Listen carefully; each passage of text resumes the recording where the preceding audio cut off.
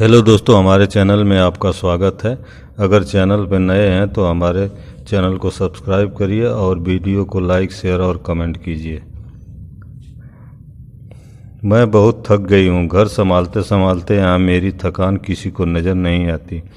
कुछ दिन आराम करना चाहती हूँ। सोच रही हूँ कुछ दिनों के लिए अपने मायके आ जाऊँ। आते हुए अपने बच्चों को भी साथ ले जाऊँगी। वे वहीं से स्कूल चले जाएंगे। आखिर एक ही शहर में ससुराल और मायका होने का कुछ तो फ़ायदा मिले। नम्रता ने फ़ोन पर अपनी माँ से कहा। पार्वती जी ने दूसरी तरफ से कहा, हाँ बेटा, जब तेरी इच्छा हो आ जाना। आखिर ये तेरा भी तो घर है। ठीक है माँ, तो मैं कल ही आ जाऊंगी। नम्रता खुश हो बोली, हाँ बेटा, कल आ जाओ, मैं तुम्हारा इंतज़ार करूंगी। अभी मैं फ़ोन रखती हूँ, मुझे मंदिर भी जाना है।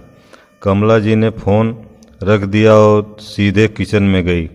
किचन में खाना बना रही बहू से बोली, अरे अनुपमा, सुनो, कल तुम्हारी ननद आ रही है। आज बाजार जाकर फल, सब्जी और मिठाइयाँ लेकर आना। बेचारी मेरी बेटी ससुराल में नौकरों की तरह काम करती है और उस पर कोई ध्यान ही नहीं देता।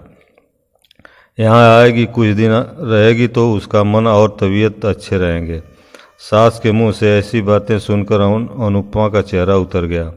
वह मन ही मन सोचने लगी, काश आपको मेरी थकावट भी नज़र आती। मैं भी दिन रात झाड़ू पोछा, बर्तन, खाना बनाना, मार्केट जाना और हर वह काम करती हूँ जिससे हमारे परिवार वालों को कोई दिक्कत ना हो। काश आप मुझ पर भी ध्यान दे पाती। आपकी बेटी तो जब मन में आता है तब यहाँ आ जाती है, लेकिन साल में एक बार ही अपनी माँ के पास जाती हूँ, तब भी आपको प्रॉब्लम होती है। मैं भी इंसान हूँ, मेरा भी मन है। मुझे भी लगता है अपने माँ के पास जाकर थोड़ा आराम करूँ, सुख दुख की दो चार बातें करूँ, अपना मन हल्का करूँ। भगवान, अब तुम ही कुछ करो ताकि मेरी सास की आंखें खुले, उसे मेरी थकावट भी नज़र आए। शाम तक भगवान ने जैसे अनुपमा की सुन ली और उसकी ननद का फ़ोन आया। ननद ने अपनी माँ से कहा, उसकी सास ने उससे मायके आने के लिए मना कर दिया है, इसलिए इस बार वो नहीं आ सकती। पार्वती जी बोली, ऐसे कैसे मना कर दिया? पहले तो कभी वह तुम्हें आने से नहीं रोकती थी, इस बार भला क्या हो गया? लाओ मेरी बात कराओ उनसे, मैं समझाती हूँ। नम्रता ने फ़ोन अपनी सास के पास दिया। पार्वती जी ने कहा, नमस्कार समधन जी, आपसे कुछ कहना था। समधन जी ने कहा, कहिए। दरअसल नम्रता कल त्यौहार है, इसलिए अपने मायके आना चाहती है। अगर आप उसे भेज दें तो अच्छा रहेगा। नम्रता की सास ने कहा, देखिए समधन जी, आपकी बेटी मायके जा रहे इस बात के लिए हमने उसे कभी नहीं रोका और इस बात से हमें कोई प्रॉब्लम है भी नहीं। कुछ दिनों पहले मैं आपके रिश्तेदार के शादी में गई थी। वहाँ आपकी बहू अनुपमा की माताजी से मिलने का मौका मिला। उनसे गपशप करने के दौरान उनकी बातों से पता चला कि अनुपमा को साल में एक ही बार आपने मायके जाने को मिलता है और वो अभी बहुत कम समय के लिए। मुझे लगता है आपको पहले अनुपमा को उसके मायके भेज देना चाहिए और वह जब आप मायके होकर आ जाएगी तो मैं नम्रता को आपके पास भेज दूंगी। एक बहुत ज़रूरी बात जो मुझे लगता है आपको समझ लेनी चाहिए कि आपको अपनी बहू को भी बेटी की तरह या बेटी से भी ज़्यादा प्यार देना चाहिए। उसे भी मायके जाने की इच्छा होती होगी।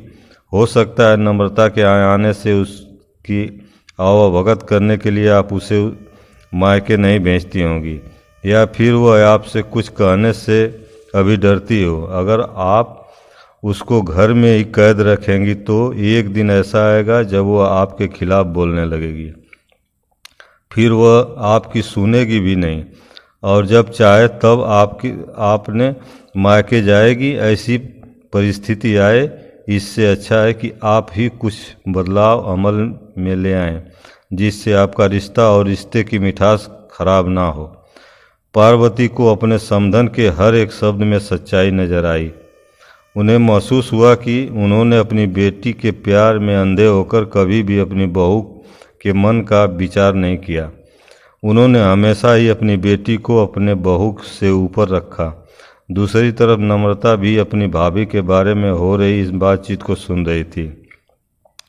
उसने भी रियलाइज़ किया कि वह कभी भी अपनी भाभी के साथ ठीक से बात नहीं करती और जब जब वो अपने मायके जाती है तो भाभी थोड़ी उदास रहती है।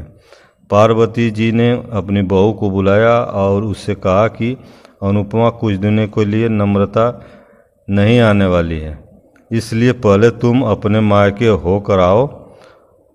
यह सुनते ही अनुपमा का चेहरा खिल गया, क्योंकि यह पहली बार था जब उसकी सास ने सामने से उसे अपने मायके जाने के लिए कहा था।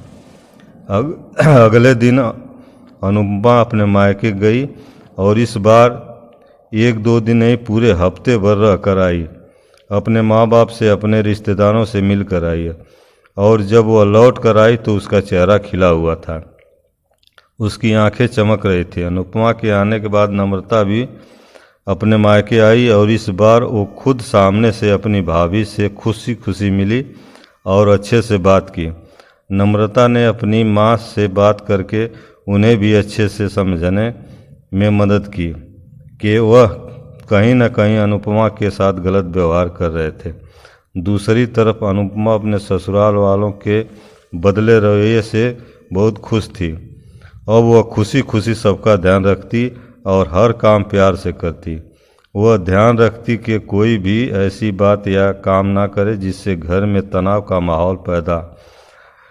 पार्वती जी अपनी बहू को खुद ही समय समय पर मायके भेज दिया करती। एक छोटे से बदलाव से सास बहू और भाभी ननद के बीच कड़वाहट को दूर कर दिया और रिश्ते को और भी ज़्यादा मीठा और मजबूत कर दिया। दोस्तों, कहानी कैसी लगी? अगर अच्छी लगी हो तो चैनल को सब्सक्राइब करें और वीडियो को लाइक, शेयर, कमेंट करें। धन्यवाद।